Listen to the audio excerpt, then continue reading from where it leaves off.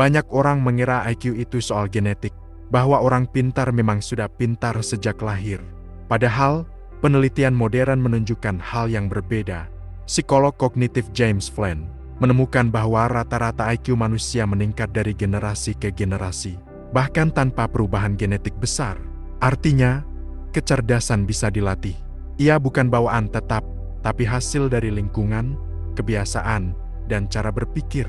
Kita tidak harus jadi jenius sejak kecil untuk punya otak yang tajam. Kita hanya perlu tahu bagaimana melatih otak seperti otot, dengan kebiasaan yang tepat, konsisten, dan sadar. Inilah 7 cara yang bisa meningkatkan IQ, tanpa harus jadi jenius dari lahir.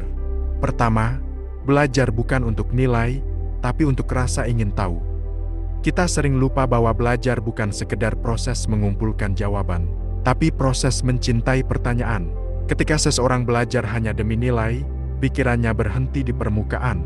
Tapi ketika ia belajar karena ingin tahu, pikirannya menembus ke dalam, mencari makna di balik pengetahuan itu sendiri.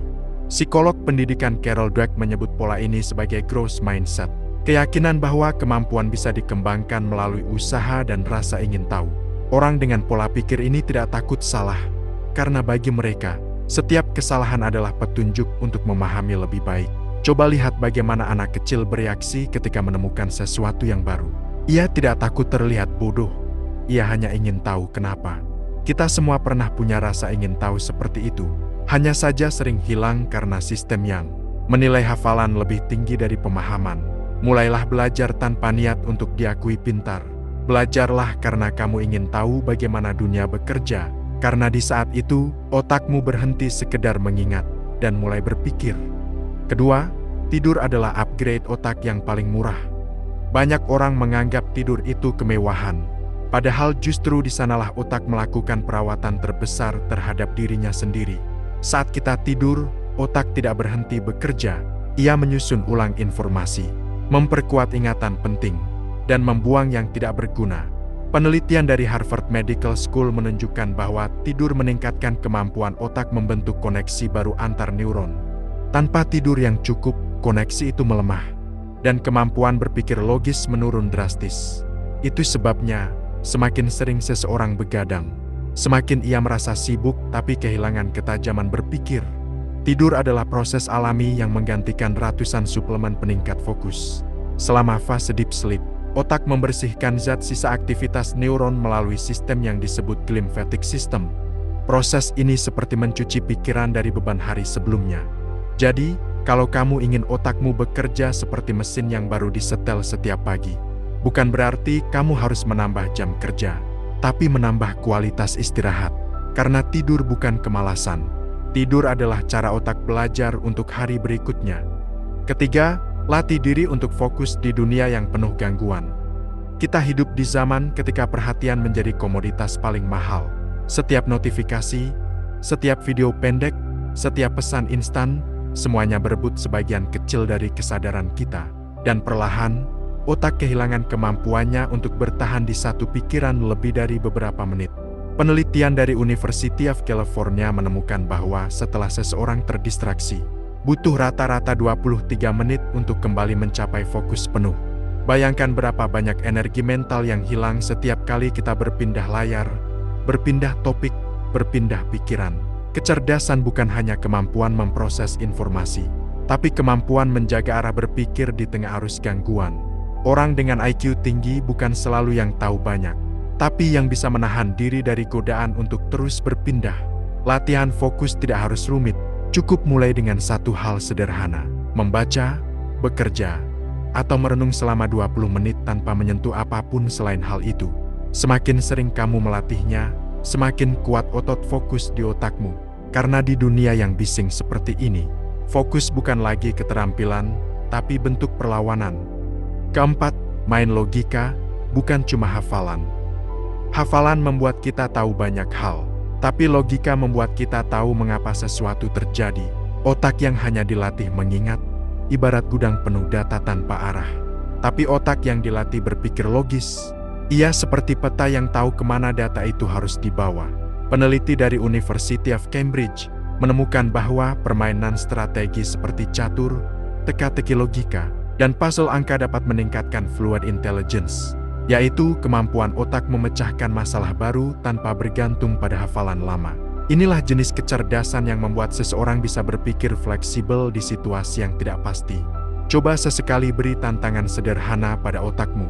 Analisis kenapa sesuatu bisa terjadi, bukan sekedar apa hasilnya. Misalnya, bukan hanya mengapa hujan turun, tapi mengapa pola hujan bisa berubah karena perilaku manusia. Berpikir logis berarti melatih otak untuk mencari hubungan antar hal, bukan sekedar menyimpan fakta terpisah. Dan yang menarik, semakin sering kamu melatih logika, semakin berkurang kebutuhanmu untuk menghafal, karena pemahamanmu sudah membentuk jaring makna sendiri. Seperti kata Alan Turing, otak manusia tidak dirancang untuk mengingat, tapi untuk menalar. Dan justru disitulah kecerdasan sejati bekerja, bukan di tumpukan ingatan, tapi di cara kita menghubungkan makna. Kelima, baca yang berat walau tidak langsung paham. Kita hidup di era informasi cepat, tapi kedalaman berpikir justru makin langka. Banyak orang hanya membaca hal yang mudah dipahami agar merasa produktif. Padahal otak justru tumbuh ketika ia berjuang memahami sesuatu yang sulit.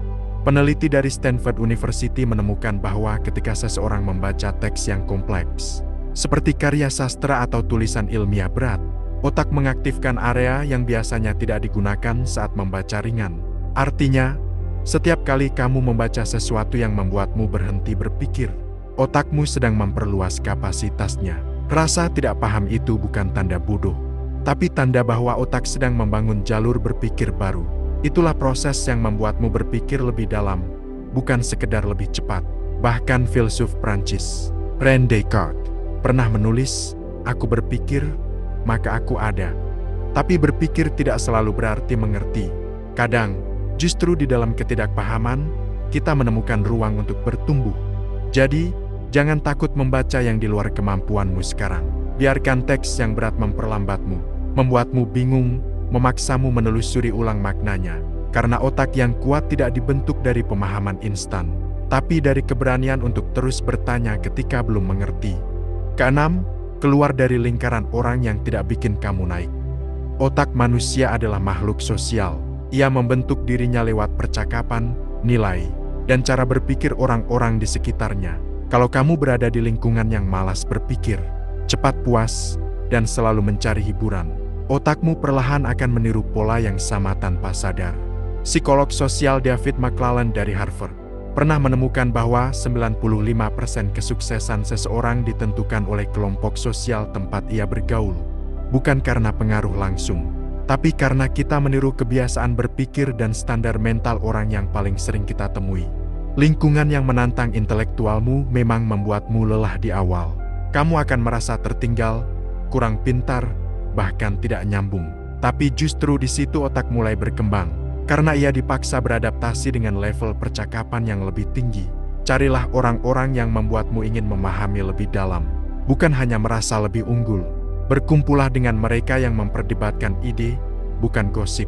Karena kecerdasan tidak tumbuh di ruang yang nyaman, tapi di ruang yang membuatmu berpikir ulang tentang dirimu sendiri. Ketujuh, berani bosan. Di dunia yang serba cepat, bosan dianggap sebagai tanda lemah. Padahal, di balik rasa bosan, otak justru sedang bekerja dengan cara yang paling alami, merenung. Ketika kamu tidak melakukan apa-apa, sistem di otak yang disebut default mode network mulai aktif. Inilah jaringan yang bertugas menghubungkan ide-ide lama menjadi gagasan baru, membangun intuisi, dan menumbuhkan kreativitas. Psikolog Sandiman menyebut bosan sebagai ruang inkubasi ide. Dalam salah satu penelitiannya di University of Central Lancashire, ia menemukan bahwa orang yang dibiarkan merasa bosan sebelum diberi tugas kreatif, justru menghasilkan ide lebih orisinal dibanding mereka yang terus distimulasi. Rasa bosan adalah tanda bahwa otakmu butuh ruang, bukan hiburan. Tanda bahwa ia ingin berhenti menerima dan mulai menciptakan. Jadi, ketika kamu duduk tanpa arah, menatap kosong, dan merasa waktu berjalan lambat, jangan buru-buru membuka layar. Biarkan hening itu berlangsung sebentar. Karena kadang, kecerdasan bukan muncul saat kita sibuk mencari jawaban, tapi ketika kita memberi ruang bagi pertanyaan untuk tumbuh. Kecerdasan tidak muncul dari gen yang istimewa, tapi dari kebiasaan yang terus mengasah otak untuk berpikir lebih dalam. Ia tumbuh setiap kali kita memilih belajar karena ingin tahu, bukan karena takut salah. Ia menguat setiap kali kita beristirahat dengan cukup, melatih fokus, dan berani membaca hal yang membuat kita bingung. Peneliti kognitif Richard Hayer pernah menulis bahwa otak bekerja seperti otot. Semakin sering digunakan dengan cara yang benar, semakin efisien ia menjadi. Artinya, menjadi cerdas bukan soal bakat, tapi soal pola. Setiap orang punya potensi untuk berpikir lebih tajam, asalkan mau melatihnya. Dan latihan itu tidak dimulai dari buku, tapi dari kesadaran kecil untuk berhenti mencari hasil cepat dan mulai menikmati proses berpikir itu sendiri. Seperti yang pernah dikatakan Sui Hokji, orang pintar belum tentu bijak, tapi orang bijak pasti mau belajar. Kalau kamu merasa video ini membuka sedikit ruang berpikir, kamu bisa bantu channel ini terus berkembang dengan cara sederhana. Tekan tombol like, share, dan subscribe agar kita bisa belajar hal-hal seperti ini bersama. Perlahan, tapi konsisten.